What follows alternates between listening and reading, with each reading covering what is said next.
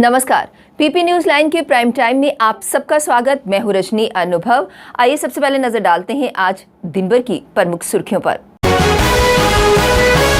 कश्मीरी पंडितों के पुनर्वास व कल्याण के लिए केंद्र और प्रदेश सरकार पूरी तरह से प्रतिबद्ध, कहा उपराज्यपाल ने। सरकार को राजस्व का चूना लगाने के लिए शराब कार्टेल ने मिलाए हाथ।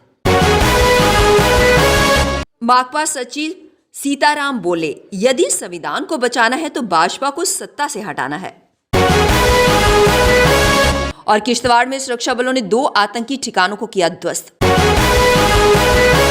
कश्मीरी हिंदुओं के नरसंहार के बाद आतंकी हवा पीर पंचाल की पहाड़ियां पार कर जम्मू संभाग में आ पहुंची थी।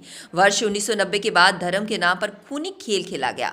पाकिस्तान के इशारे पर चुन चुन कर हिंदू को निशाना बनाया गया, लेकिन यहाँ के लोग डरे नहीं, बल्कि आतंकियों का डटकर मुकाबला किया। आतंकियों ने डोडा जिले में क्रूरता की हदें ही पार कर दी थी। जिले में एक विवाह समारोह में वर और वधू पक्ष के 27 लोगों को एक कतार में खड़ा कर आतंकियों ने गोलियों से भून डाला था। कुछ समय बाद बदरवाहा में 35 लोगों का नरसंहार हुआ। जम्मू के कासिम नगर में 12 महिलाओं सहित 25 की हत्या कर दी गई। वर्ष 1996 से 2001 के बीच के इतिहास के अगर हम पन्ने पलटें तो कश्मीर की तरह आतंक का दर्द झेल चुके जम्मू संभाग के लोगों का दर्द भी सामने आ जाएगा। उपराज्यपाल मनोज सिन्हा ने कहा कि कश्मीरी पंडितों के पुनर्वास व कल्याण के लिए केंद्र और प्रदेश सरकार पूरी तरह से प्रतिबद्ध है। प्रधानमंत्री विकास पैकेज के तहत घाटी के विभिन्न स्थानों पर 6000 ट्रांजिट आवास में से 1025 बनकर तैयार हैं। 1488 तैयार होने की कगार पर हैं। शेष का काम जल्द शुरू होगा। इसके साथ ही 6000 पदों में से 4678 पद पर भर्ती प्रक्रिया पूरी कर ली गई है। जून तक सभी पदों को भर लिया जाएगा। जम्मू में पत्रकारों से बातचीत करते हुए उपराज्यपाल ने यह जानकारी साझा की। घाटी में कश्मीरी पंडितों के पुनर्वास और 90 के दशक में कश्मीरी घाटी व जम्मू संभाग में हुए नरसंहार के जांच आयोग के सवाल पर एलजी ने कहा कि सरकार कहना नहीं बल्कि कुछ करना चाहती है। उन्होंने कहा केवल नौकरी और आवास ही समाधान नहीं है, हम और भी उपाय कर रहे हैं। हमने विस्थापितों की भूमि वापसी के लिए पोर्टल बनाया है, जिनमें से 70% शिकायतों का निपटारा हो चुका है। शेष मामले राजस्व अदालतों में हैं। रोजगार के अवसर प्रदेश के हर नागरिक को देने की मंशा है। नरसंहार के लिए जांच आयोग के लिए उन्होंने कहा कि इस पर बहुत से बयान आ चुके हैं। मैं ये कहना चाहता हूं कि आप देखिए आगे क्या होता है।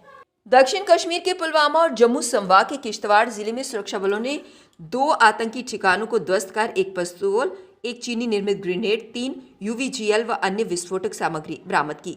जबकि दक्षिण कश्मीर में सेब के बाग में जमीन के नीचे बनाए गए ठिकानों से बर्तन व अन्य सामग्री बरामद की गई। किश्तवाड़ पुलिस को मड़वा इलाके में एक आतंकी ठिकाने की मौजूदगी की सूचना मिली थी। इसके बाद सेना के सहयोग से सुरक्षा बलों की संयुक्त टीम ने टेलर इलाके के जंगलों में ठिकानों को खोज निकाला। वहां से एक पिस्तौल, 8 आरडीएस, एक चीनी ग्रेनेड, 3 यूवीजीएल ग्रेनेड, 3 आरडीसी, 3 विस्फोटक और एक रिमोट मिला और साथ ही साथ एक प्रेशर कुकर भी बरामद किया गया। इस मामले में प्राथमिकी दर्ज कर ली गई है। जम्मू कश्मीर में शराब कारोबार को कुछ परिवारों के चंगुल से मुक्त करने के लिए प्रदेश सरकार ने 2 साल पहले दुकानों की ऑनलाइन नीलामी की प्रक्रिया शुरू कर दी थी, पर यहां भी शराब माफिया बड़ा खेल खेल गए।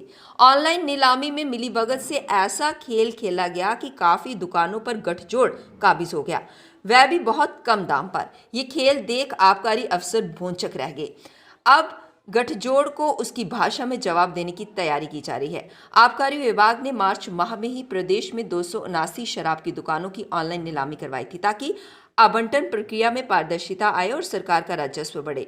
लेकिन सरकार को राजस्व का चूना लगाने के लिए शराब कार्टेल ने हाथ मिला लिया और मिलजुल कर शराब की दुकानों की बोली लगाई। जम्मू कश्मीर में विधानसभा क्षेत्रों के परिसीमन के प्रस्तावित प्रारूप से असहमत सभी संगठन चाहते हैं कि आयोग से मुलाकात का मौका सिर्फ लिखित में आपत्तियां जमा करवाने वालों तक सीमित नहीं रहना चाहिए, बल्कि इसे अन्य लोगों को भी मिलना चाहिए। इनका तर्क है कि परिसीमन आयोग महज 2 दिन में कैसे समझेगा हमारा पक्ष। उसने कम से कम 1 सप्ताह तक सभी पक्षों से मिलना चाहिए, अन्यथा परिसीमन को लेकर जो आकांक्षाएं विभिन्न राजनीतिक दलों ने व्यक्त की हैं वह सही ठहराई जाएंगी। सर्वोच्च प्राथमिकता देश और संविधान को बचाना और लोगों के अधिकारों की रक्षा करना है। इसके लिए भाजपा को सत्ता से हटाना जरूरी है। हमें भाजपा को अलग थलग करके हराना है। उसके लिए जब भी चुनाव आते हैं धर्मनिरपेक्ष ताकतों का व्यापक संभव मोर्चा बनाने की जरूरत है। ये बात माकपा महासचिव सीताराम येचुरी ने श्रीनगर में पार्टी नेता MYM तारिगामी के आवास पर संवाददाता सम्मेलन में कही। उन्होंने कहा कि माकपा संयुक्त मोर्चा बनाने की कोशिश करेगी ताकि भाजपा को सत्ता से बाहर रखा जा सके, क्योंकि भगवा पार्टी इसका दुरुपयोग देश के संविधान को नष्ट करने के लिए करती है। उन्होंने सभी लोकतांत्रिक ताकतों से अपने मतभेदों को अलग रखने और देश को बचाने के लिए आगे आने का आह्वान किया। अब वक्त हो चला एक ब्रेक का, मिलते हैं ब्रेक के बाद। मजबूती की पहचान ACC cement, messrs Bishandas Jaswal and sons, authorised stockist, ACC cement, 45 transport Nagar, Jammu. रंगीन खबरों की परत दर परत खोलता है तबसरा, बयां करता है खबर के पीछे की कहानी। तीर पंचाल से सब कुछ दिखता है।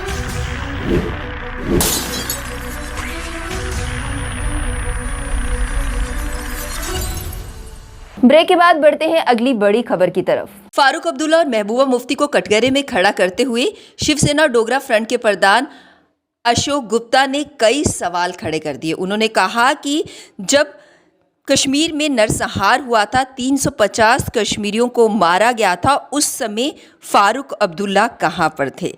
इसी को लेकर उन्होंने आज एक प्रेस वार्ता के माध्यम से अधिक जानकारी साझा की। जज जिसने एक मिलिटेंट को पनिशमेंट दी, 4 घंटे उसकी बॉडी सड़क पर पड़ी रही, कोई उठाने वाला नहीं था। क्या ये एडमिनिस्ट्रेशन थी? DGP जगत उसका उत्तर देने का प्रयास करें। उसको किस किसने मजबूर करा? इस यूनिफॉर्म को किस किसने मजबूर करा कि ऐसे लोगों को नहीं पकड़ना है? आज जवाब देने का आपको प्रयास करना होगा। और मैं बड़ा स्पष्ट करना चाहता हूँ, ये जो बचने का प्रयास हो रहा है, कमीशन बैठा दो। अरे कमीशन बैठाना बाद का विषय है, जब सारी घटनाएं घटी तब क्यों नहीं कुछ हुआ? कमीशन तो आज बैठेगा। आज कमीशन बैठाने वाले लोग भी आ गए, लेकिन मैं फिर मांग करना चाहता हूँ, इस सारे संदर्भ के अंदर सबको अपनी जिम्मेवारी का निर्वाह करना पड़ेगा। बैरून बानी की लेना दुनिया तू यार, आज इस गीत का विमोचन किया गया। इस मौके पर पूर्व डिप्टी CM कविंद्र गुप्ता खास तौर पर मौजूद थे। उन्होंने इस गीत को लेकर पूरी टीम का शुक्रिया अदा किया और कहा कि इस तरह के गीत बनने चाहिए ताकि आने वाले लोगों में, जो लोग इस फील्ड में आना चाहते हैं, जो इस क्षेत्र में आना चाहते हैं, उन्हें एक बहुत अच्छा मार्ग मिला है और वो इस मार्ग में आए और अपनी प्रतिभा का प्रदर्शन करें। ये समाज तक पहुँचाते ही और एक अच्छा वातावरण बनता है। एक मैं धन्यवाद करता हूँ तो मुझे इनमें बुला करके इसको रिलीज़ करने का मौका दिया। इसी प्रकार से हम अपनी भाषा को, अपनी सभ्यता को, अपनी धार्मिक भावना को प्रकट करते रहें। मेरी आपको भविष्य के लिए शुभकामनाएं। Jammu Kashmir reserved category joint action committee द्वारा 28 मार्च को अपनी मांगों को लेकर रोष रैली निकाली जाएगी। इस बात की जानकारी आज एक पत्रकार वार्ता कर दी गई। कमेटी के सदस्यों ने कहा कि वो काफी समय से आरक्षण और अन्य मांगों की मांग कर रहे हैं, लेकिन सरकार द्वारा उनकी अनदेखी की जा रही है, जिसके बाद उन्होंने ये फैसला लिया है और इन्हीं मांगों को लेकर उनके द्वारा रोष रैली निकाली गई। उन्होंने सरकार से उनकी मांगों पर गौर करने की मांग की।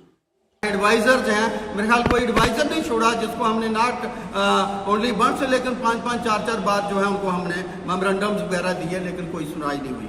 मैं कहता चलूँ कि so far as the cause of restoration of reservation in promotion is concern, ये स्टॉक डाउन हो गई थी अक्टूबर 2015 में, और फिर मजबूर होकर के as a private party we approach the apex court of the country, और वहाँ से हमें स्टेटस को मिला, देन कंप्लीट स्टे भी मिला। बट अनफॉर्चुनेटली जहाँ का जो ब्यूरोक्रेट्स जो हैं, इन्होंने उसको गलत इंटरप्रेट किया और हमारा काज जो है उसे सबोटाज किया।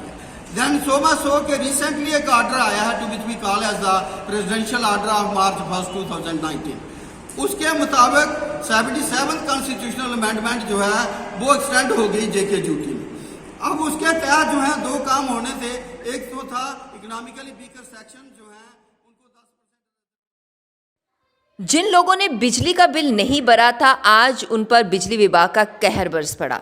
दारूगिरी मोहल्ले में जिन लोगों ने बिजली का बिल नहीं भरा था, आज वहां पर बिजली विभाग के लोग पहुंचे, उनसे पूछताछ की और जिन लोगों के पास बिल नहीं था, उन्होंने बिजली का बिल नहीं भरा था, उनके कनेक्शन काट दिए गए। अपनी पार्टी के youth wing provisional president Jammu Vipul Bali द्वारा आज एक प्रेस कॉन्फ्रेंस को संबोधित किया गया, जिसमें उन्होंने रिफ्यूजीज के मुद्दे को उठाया। उन्होंने कहा कि चाहे वो 1947 के रिफ्यूजी हों, 1965 के हों या 1971 के हों, उन्हें अभी तक रिजर्वेशन नहीं मिली। और उसके साथ साथ उन्होंने कहा कि रिफ्यूजियों को उनके हक नहीं दिए गए। इसी को लेकर उन्होंने अन्य मांगों के साथ प्रेस कॉन्फ्रेंस को संबोधित किया। दूसरा, मैं आपके मीडिया के माध्यम से सब इम्पोर्टेंट बात बताना चाहता हूँ, वो ये है कि कुछ लोगों को वो 5.5 लाख रुपया भी नहीं मिला। फाइलें दब के डीसी ऑफिस में, पीआरओ ऑफिस में रह गई। जो 65 और 71 के रिफ्यूजीज थे, उनको आज तक उनकी जगहों के प्रॉपराइटरशिप नहीं मिली। कई एरिया ऐसा है बॉर्डर बेल्ट में, चाहे वो सांबा हो, चाहे वो कठुआ हो, चाहे वो हीरानगर हो, चाहे वो विजयपुर हो, वहाँ से अब हाईवे वाइडनिंग हो रही है, लोगों की जगह एक्वायर की जा रही है। मगर बदकिस्मती से जो लोग 65 और 71 से बैठे हुए हैं वहाँ पे, उनको वहाँ पे कोई कंपनसेशन देने की बात ही नहीं हो रही है। हमारी आपके माध्यम से गवर्नमेंट ऑफ इंडिया से ये अपील है कि जो 30 लाख की कंपनसेशन उन्होंने फ्रेम की थी रिफ्यूजीज़ के लिए, वो उनकी पूरी इंस्टॉलमेंट उनको दी जाए। और जो 65 और 71 से लोग बैठे हुए थे, उनको उनकी जगह के प्रॉपराइटरशिप दी जाए, क्योंकि वो लोग पिछले 75 साल से सफ़र कर रहे हैं। अगर आप मैं 71 से ही कैलकुलेशन करूं 30 लाख रुपए की, तो वो 4-4.5 हज़ार रुपये महीना बनता है। अगर आप ये 47 में चले जाएंगे तो ये 1200-1300 रुपये। आपसे रिफ्यूजी ने मांगा क्या है? आपसे रिफ्यूजी ने कोई चंदी नहीं मांगा। पीपी न्यूज लाइन के प्राइम टाइम के आज के इस अंक में बस इतना ही। मुझे और मेरी पूरी टीम को दीजिए इजाजत और आप जुड़े रहिए पीपी न्यूज लाइन के साथ। नमस्कार। जम्मू में आई टेस्टिंग की साइंटिफिक और मॉडर्न टेक्नोलॉजी के लिए हमेशा याद रखें जेम ऑप्टिशियंस, जहां पर रखा जाता है आपकी हर जरूरत का ख्याल। Gem opticians with the facility of eye exercise, A scan, biometry, pachymetry और ऑटोमेटेड फील्ड एनालाइजर। और हाँ, हमारे यहाँ बढ़िया क्वालिटी के ब्रांडेड स्पेक्टिकल्स, सनग्लासेस और कॉन्टेक्ट लेंसेज मिलते हैं। आपका भरोसेमंद एक ही नाम, Gem Opticians, Gandhinagar. Gem Opticians, Nai Basti. Gem Opticians, Amphalla. Gem Opticians, Trikuta नगर।